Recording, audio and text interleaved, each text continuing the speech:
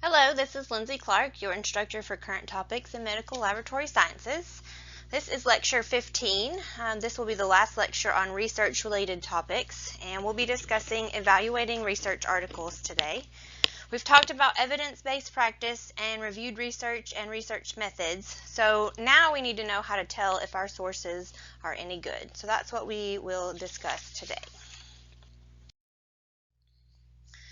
The objectives for this lecture: number 1, effectively read and comprehend research articles. Number 2, critically evaluate journal articles and their content. Number 3, evaluate websites and web sources for use in such research. Number 4, define peer review and discuss the significance. Number 5, list common errors in student research papers. And number 6, recognize reasons published studies are retracted. So how do we find good research articles? There are lots of scholarly journals and research articles that are archived on the internet. The UAMS library, or really any college or university library, will have resources on their website to help you get started with searching for a good article. In addition, there are other websites you can search for articles, such as PLOS, P-L-O-S, which is an open access publisher, PubMed, which is a government website that has lots of biomedical related research articles, Science Direct, which is run by Elsevier, which is a very large publisher of both journals and textbooks, and you can also try Google Scholar. Google Scholar is a targeted Google search for scholarly literature.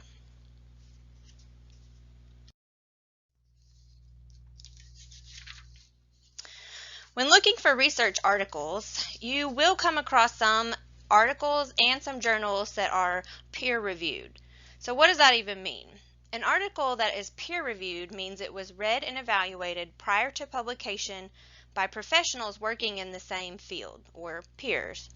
These professionals are looking to make sure that the study makes sense, that the methods are valid and reliable, the results interpretations are meaningful and not speculation, and so on.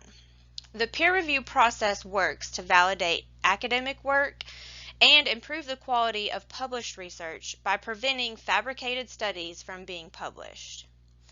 Now, in the image to the left, you can see the peer review process. Once a manuscript is written, it is sent to the journal editor. The editor will then send it to several reviewers. Based on those reviews, the article will either be accepted, sent back for revisions, or rejected.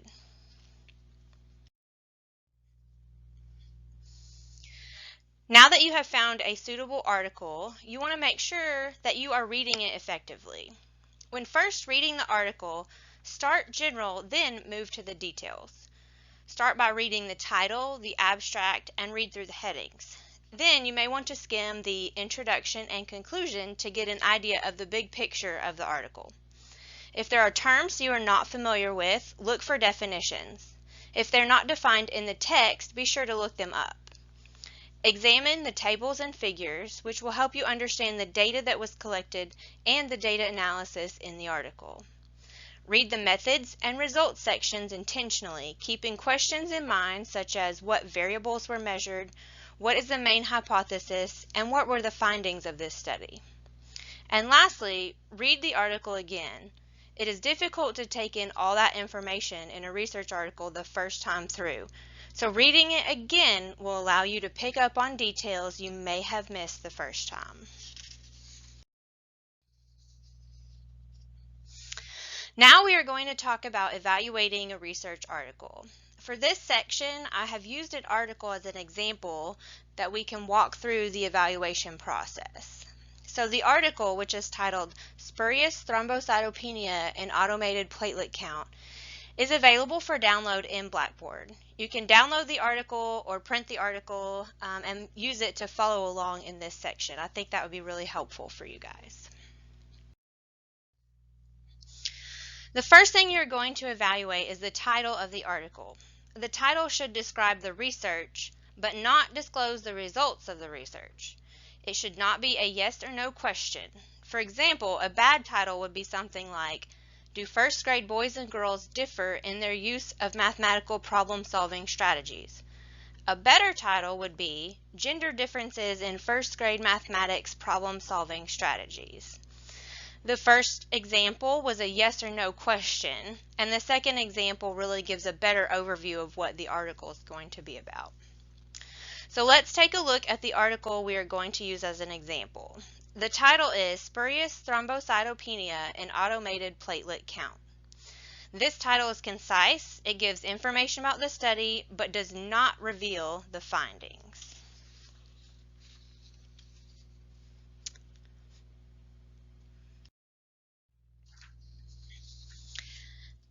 Next, the abstract is evaluated. The abstract might be the most important section of a research paper. It is widely used to help others find research articles without reading the entire article. The abstract should clearly state the purpose of the study, highlight the methodology, and summarize the results. The abstract for this paper introduces the study, reviews the sample size and methodology, and summarizes the study findings.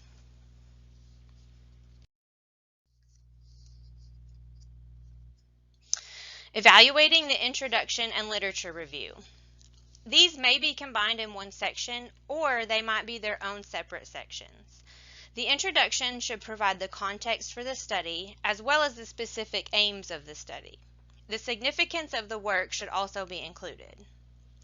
And the literature review should include current research and critical reviews of that research.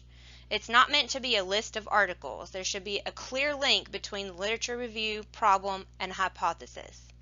The literature review should include relevant research and leave out research that is off topic.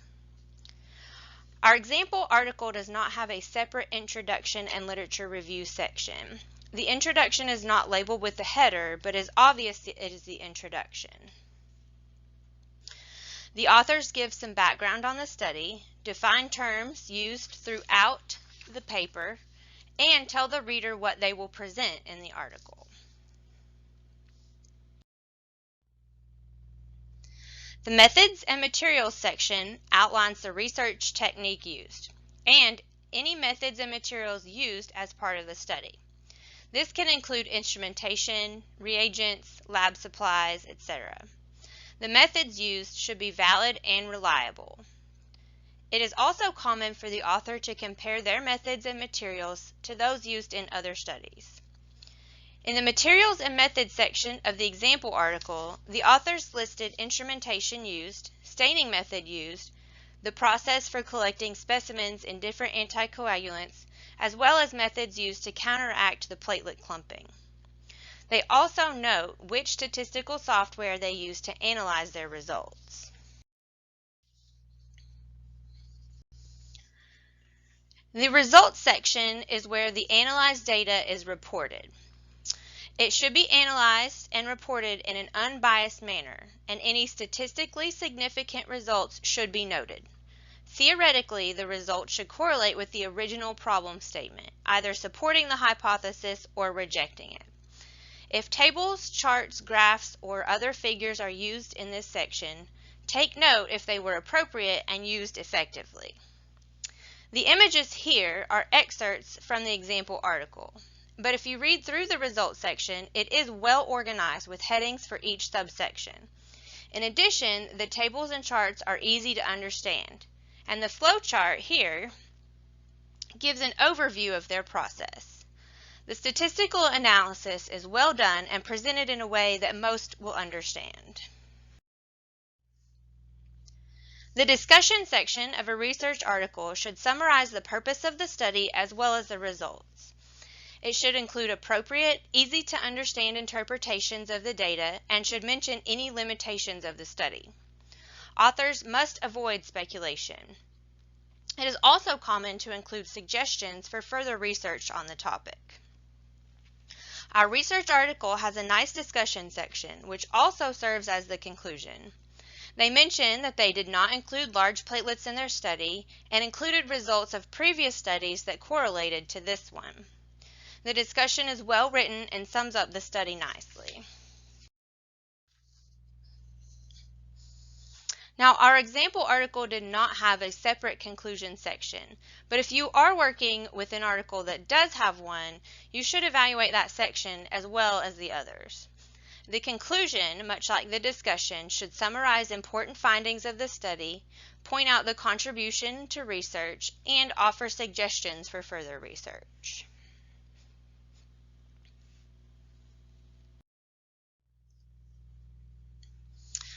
Other elements of a research article that you should pay attention to include the references, acknowledgments, and authorship.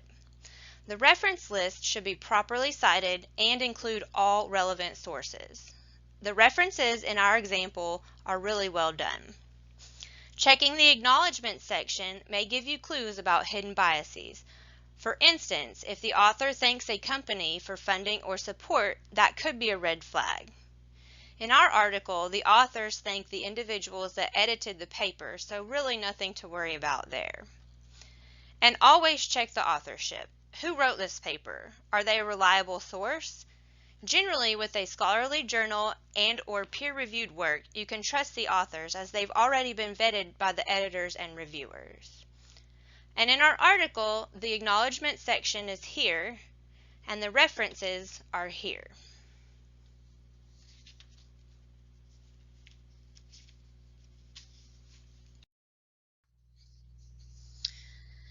So now that we live in the digital age, websites are increasingly common. There are some websites that make great sources, but there are also lots of websites that are not reliable and should definitely not be used as sources. So let's talk a little bit about how to tell which is which. In general, websites have no editorial review process. Anyone can have a web page. So when looking at websites as a potential source, you always want to watch out for opinions, products being sold, biases, political propaganda, poor grammar and spelling mistakes, as well as dead links. And these are all signs of poorly run websites. And the flowchart to the left is a good resource for evaluating websites. There is also another method for evaluating websites, and it's known as the CRAP test. Now, CRAP, C-R-A-A-P, stands for currency, relevance, authority, accuracy, and purpose.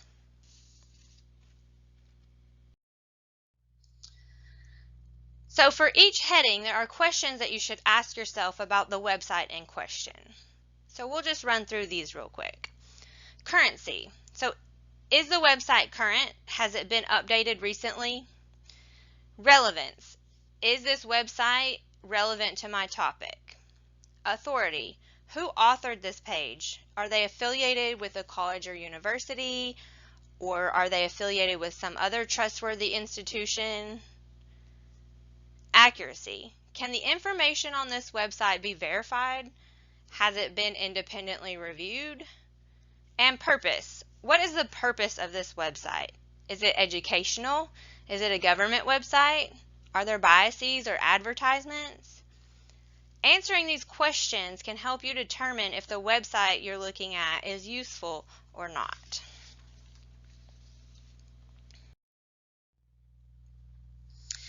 And finally, as some of you may go on to write papers, whether you're looking to publish as professionals or go on to graduate school, let's just quickly note the most common errors in student papers.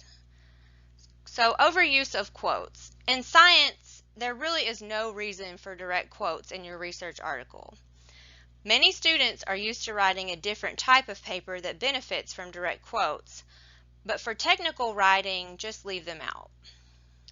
Make sure your verb tenses match throughout the paper. Leave out any unnecessary background information and stick to relevant information that helps you make a point. Don't make subjective statements and don't use superlatives. Always check your grammar and spelling and make sure you proofread your paper. That's probably the most important thing. Proofread your paper. So that's all for this lecture. I want you to be sure and read the article that was used as an example for this lecture. It's posted in Blackboard for you to download. And I'm also posting 2 short articles about retracted research that I want you to read over. I want you to be able to recognize reasons that articles get retracted. And this will really be to help cover objective number 6, recognize reasons published studies are retracted. Plus, some of these things in these articles are a little bit outrageous, and I think that you guys will really find some of this stuff really fascinating. So be sure and read over those. And as always, if you have questions, comments, or concerns, please, please, please do not hesitate to contact me.